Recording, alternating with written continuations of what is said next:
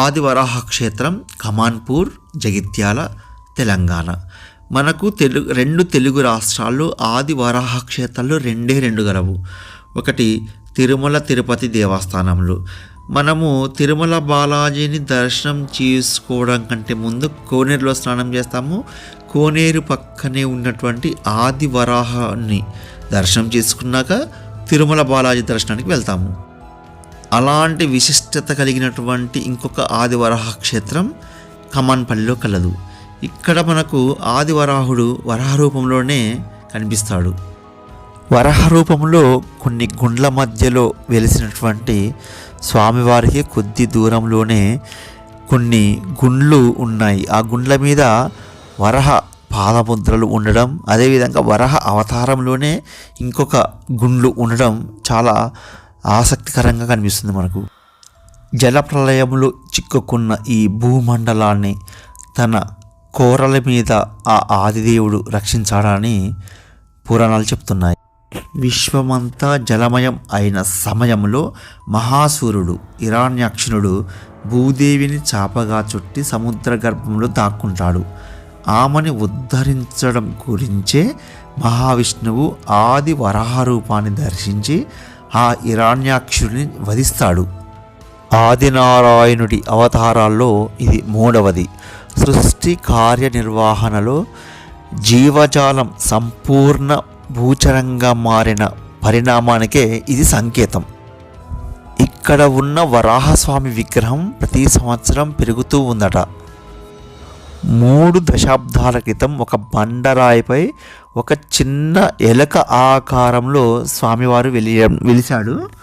ఆ తర్వాత ప్రతి సంవత్సరం క్రమక్రమంగా పెరుగుకుంటూ ఇప్పుడు ఒక పెద్ద వరాహ ఆకారం వరకు కూడా పెరిగిందని అక్కడ ఉన్న భక్తులు చెప్తున్నారు.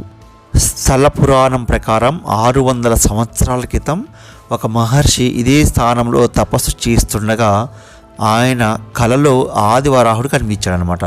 ఆ తర్వాత ఆ మహర్షి యొక్క కోరిక మేరకు ఇక్కడే ఉండిపోమ్మని చెప్తే అక్కడ ఉన్న రాయికి వెలిసాడట ఈ యొక్క ఆదివరాహ స్వామి. ఇక్కడ స్వామివారికి గుడి లేకపోవడం మనకు ఆశ్చర్యాన్ని కలిగిస్తుంది. ఎండకి ఎండుతూ చలికి అలా ఉంటూ వానకు తడుస్తూ స్వామివారు అలానే ఉంటారు. మరి గుడి ఎందుకు లేదంటే దానికి సంబంధించిన కథ.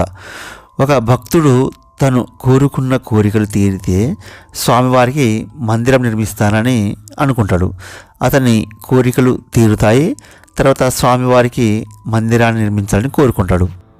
తన సొంత ఖర్చులతో మందిరం నిర్మించాలనుకున్న ఆ భక్తునికి స్వామివారి కళ్ళలో కనిపించి తనకు మందిరం అవసరం లేదని, అలా బహిరంగంగానే ఉంటానని, గోపురం నిర్మించవద్దని ఆజ్ఞాపిస్తాడు. దానితో ఆ భక్తుడు మందిర నిర్మాణాన్ని విరమించుకుంటాడు. ఇంతటి విశిష్టత కలిగినటువంటి ఆది వరాహ క్షేత్రాన్ని కేవలం ఆ జిల్లావాసులు మాత్రమే కాకుండా చుట్టుపక్కల రాష్ట్రాల వాళ్ళు కూడా స్వామివారిని దర్శించి పూజలు నిర్వహించి వెళ్తారు. దీనికి సంబంధించి అక్కడికి నిరంతరంగా వచ్చే భక్తురాలు యొక్క వివరాలు విందాం. చిన్న ఎలక పిల్లి ఉండే, ఇక్కడ ఎలక పిల్లి ఉంటే దానికి వెంట్రుకలు ఉండే. వెంట్రుకలు ఉన్నాక అది మొత్తం ఇట్లా అందరూ వెంట్రుకలు ఏమో ఉన్నట్టుగా చెత్తను ఇక మామూలుగా అనుకుంటారు కదా, అనుకొని తీసేసరికి అవన్నీ ఊసిపోయినాయి. మొత్తం పోయేసరికి బ్లడ్ వెళ్ళింది. బ్లడ్ వెళ్ళేసరికి ఆ చేతులు ఎవరు తీశారో వాళ్ళ చేతులు విరిగిపోయినట్టు. విరిగిపోతే మళ్ళీ స్వామి ఇట్లా అయింది అనుకొని మళ్ళీ తీసి మళ్ళీ దండం పెట్టుకున్నాం. దండం పెట్టుకున్నాక మళ్ళీ చేతులు వచ్చినాయి. వచ్చి నాకు గుడి కడతామని ఎవరో వచ్చింది ఇక్కడ. స్వామి తడుస్తుంది కదా, వర్షం పడుతుంది, ఎండ కొడుతుంది. ఆ గుడి కడుతుంది, అది గుడి కడుతున్న కొద్దీ వాళ్ళని ఎవరెవరు కడతారంటారో వాళ్ళని పడేసుడు కాలు చేతులు వీరు కూడా ఏదో ఒకటి మొత్తానికి అట్లా కట్టనియలే. అప్పుడు ఆ గుడి కట్టద్దని కరడ వచ్చి చెప్పినాడు, నాకెవ్వరు గుడి కట్టని ఇట్లా ఓపెన్గానే ఉంటాను, నేను ఇట్లనే ఉంటాను. ఇక సంవత్సరానికి అభిషేకం చేసినా కొద్ది వెంట్రుకలన్నీ రాలిపోయేది అన్నట్టు మొత్తం. అప్పుడు సంవత్సరం పెరుగుతూనే ఉంటుంది అట్లా. ఇక్కడ ఏదనుకున్నా కానీ మనం ఒక కొబ్బరికాయ ఆ ఎర్ర బట్ట తీసుకొచ్చి 108 ప్రదక్షిణాలు చేసి ఒక చెట్టుకి కట్టుకుని అనుకున్న కోరిక నెరవేరుస్తాను.